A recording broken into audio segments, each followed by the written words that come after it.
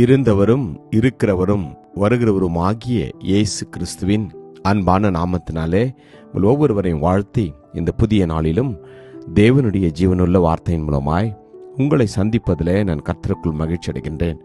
சங்கீதம் 121:5-6.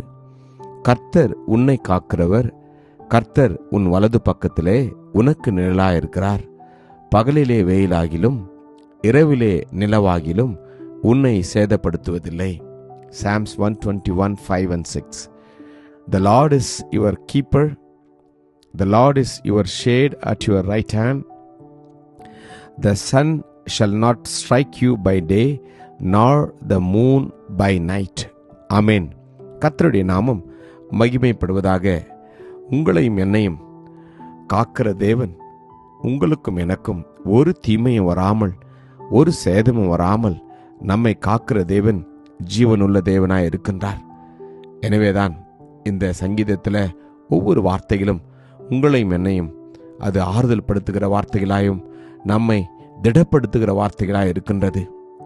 ஆம், நாம் வாழ்ந்து வருகிற இந்த சூழ்நிலையில கர்த்தரை நோக்கி நாம் பார்க்கின்ற போது நமக்கு ஒத்தாசை வரும் பர்வதம் ஆண்டவராகிய இயேசு கிறிஸ்து.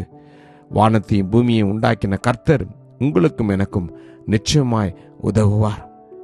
ஆம், நம்மை அவர் எல்லா தீங்குக்கும் விலகி காப்பார், நம்முடைய ஆத்மாவை காப்பார் என்று வேதம் சொல்கிறது. வேதத்தில் தானியேலில் நாம் வாசிக்கின்ற போது 3:23 நாம் வாசிக்கின்ற போது சாத்ராக், மேஷாக், ஆபத்நேகோ என்பவர்கள் இருந்தார்கள். அந்த 3 வாலிபர்களும் தேவன் மேல் வைத்திருந்த அன்பையும் தேவன் மேல் வைத்திருந்த பற்றுதலையும் நாம் நினைக்கின்ற பொழுது, எரிகிற அக்கினி நிலையங்களை போட்டாலும் நாங்கள் தேவனுடைய நாமத்தை மறுதலிக்க மாட்டோம் என்று சொன்ன பொழுது ஆண்டவராகிய தேவன் தாமே அவர்கள் மத்தியில் உலாவி அவர்களை அக்கினியால் சேதம் வராதபடி பாதுகாத்து கொண்டார். இந்த நாளிலும் நம்மை சுற்றி நடக்கிற எல்லா காரியங்களிலிருந்தும் இம்மட்டுமாய் நமக்கு ஒரு சேதம் வராமல் பாதுகாத்த தேவன் இனிமேலும் அப்படியே நமக்கு செய்வார். சிங்கத்தின் வாயிலிருந்து தானியேலை அவர் காப்பாற்றினார். சிங்கங்கள் தானியேலை சேதப்படுத்தாதபடி காப்பாற்றினார். உங்களையும் என்னையும் காப்பாற்றுகிற தேவன் உறங்குவதில்லை, தூங்குவதில்லை என்று வேதம் சொல்கிறது. நாம் ஏன் கலங்க வேண்டும்? நாம் ஏன் பயப்பட வேண்டும்?